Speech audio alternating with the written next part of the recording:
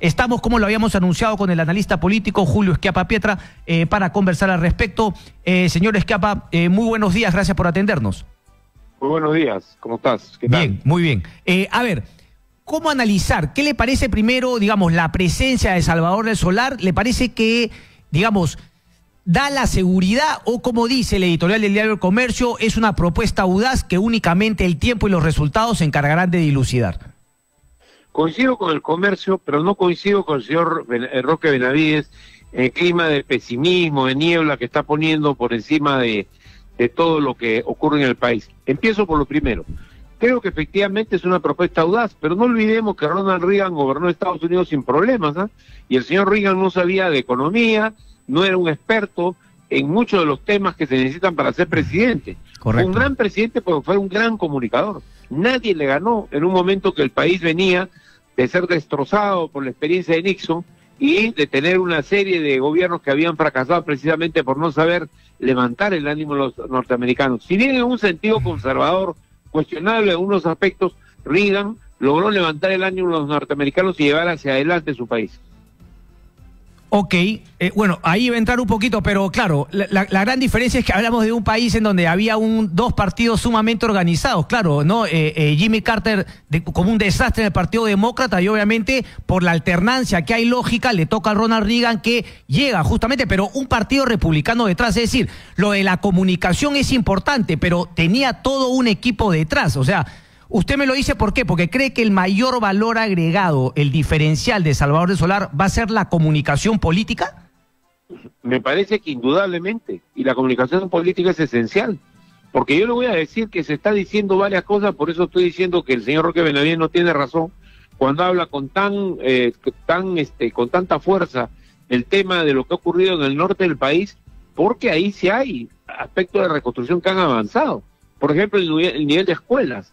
Hay un avance muy importante, un programa de puentes que está en pleno desarrollo. Lo que pasa es que el gobierno no ha comunicado, no ha hecho saber a la población de manera eficaz qué cosa es lo que está ocurriendo. Y quizás es el mayor déficit de César Villanueva, que por otro lado ha tenido muchos méritos. No hay que olvidarse que gracias a él se hace el referéndum que inspiró Vizcarra, que gracias a él se inicia un proceso de reformas en el país que algunos quisieran detener, aprovechando el cambio de gabinete. Yo creo que hay que tener bien claro eso primero. Y perdón, yo no me quiero referir de manera peyorativa al presidente de la CONFIEP, sino que me parece que también las empresas tienen lo suyo que aportar en esta coyuntura. Más que criticar al gabinete porque le gusta o no a quien representa en este momento a la voluntad del presidente de la República para dirigir el Estado, creo que es necesario, por ejemplo, que paguen sus impuestos las empresas que aún no negocian de una manera final el resultado de los juicios que tienen con la SUNAT, que haya un poco de equilibrio en la visión del país y que ellos como ciudadanos y como parte importante de la nación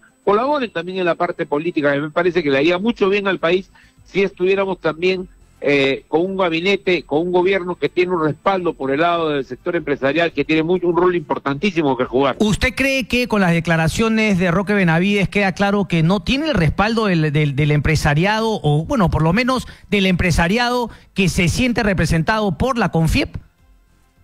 Yo creo que no podemos ser tan taxativos, eso sería pensar que el señor Roque Benavides representa a todos, ¿no? Pero sí creo que es muy importante su opinión, y a mí me parece que desde el día sábado está en una campaña en la cual él primero estigmatiza el gabinete Villanueva como si no se hubiera hecho nada, y lanza también contra el presidente de la República el cargo de estar eligiendo a gente que es medio extravagante por ser actores. Correcto, pero a ver, para centrar un poco el tema, señor Schiappa, porque claro, sí, las críticas puntuales de Benavides fue el caso de Las Bambas, de la carretera tomada, y finalmente el caso del oleoducto y el caso de la huelga de los transportistas, que efectivamente el gobierno habría cedido incluso a los que habrían cometido ciertos delitos como el bloqueo de carreteras, el boicot al oleoducto norperuano, etcétera, etcétera. Desde ese punto de vista, ¿cree que ahí también se equivoca?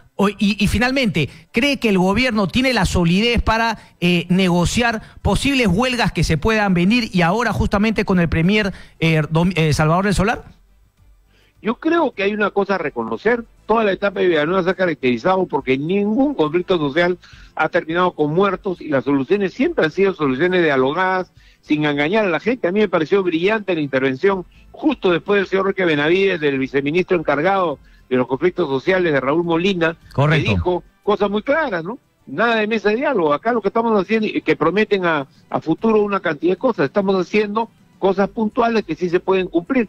El cambio, el giro que ha habido ahí es notable y muy importante. No se puede entrar a las bambas a fuego y sangre como están pidiendo algunos. No se olvide, mi querido amigo, de que hay un tema en relación con la bamba muy importante. Cuando entran, cambian los dueños de la empresa, se cambia de un mineroducto que a la carretera. No, sí, de las comunidades correcto. A carreteras. Me queda claro. ¿No? Y esa carretera yo creo que se debió negociar y no sabemos cómo así pasó a ser una vía pública por obra y gracia de una firma en el MTC. Obviamente hay cosas que, pero claro, pero el Estado no cumplió su rol. Pero 45 días era un poquito el cuestionamiento. Pero bueno, nos estamos yendo un poquito del tema. Que se resuelva. Correcto. El tema no es que la huelga continúe ni que estemos a favor de eso. Bloquear carreteras es un crimen, desde el punto de vista legal.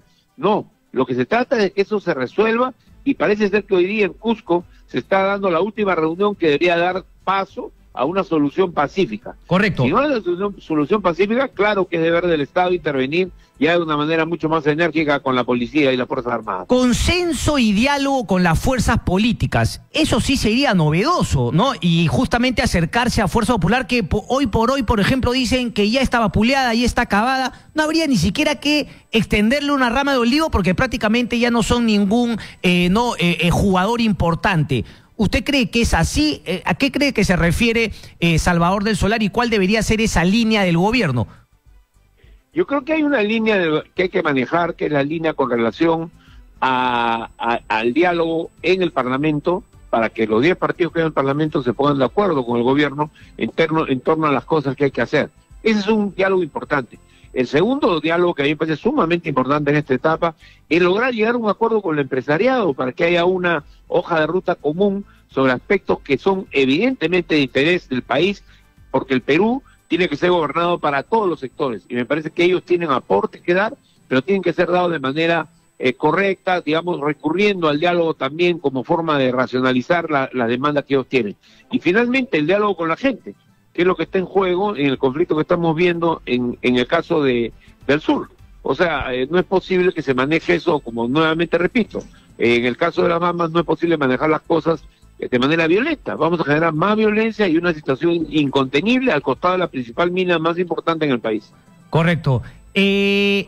Una última para terminar, porque usted ha dicho que finalmente, es decir, le da de alguna manera la razón, por ejemplo, al ex premier Luis Solari, decía que lo que ha primado es la parte de comunicación, el marketing político.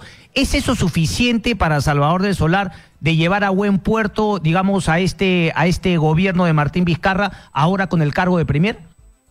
De ninguna manera. Yo recojo unas palabras que me parecieron sabias del almirante Tubino, que es de Fuerza Popular, y es que se necesita también tener una atención al tema de los números. Obviamente es importante que haya un seguimiento estrecho de la política económica. Yo creo que debe haber ministros de Economía que sean impulsores del desarrollo, que tengan una visión suficientemente rica y compleja de cuáles son las necesidades de la gente para poder compatibilizar en la necesidad de desarrollo de las empresas, la necesidad de desarrollo de la economía de los hogares. Y algo muy importante, mire usted, se está produciendo el proceso de Gamarra. ¿Dónde está el Estado central respecto a lo que es vital? Porque es la primera gran acción para resolver el problema de la informalidad en un centro urbano de máxima importancia. Un productor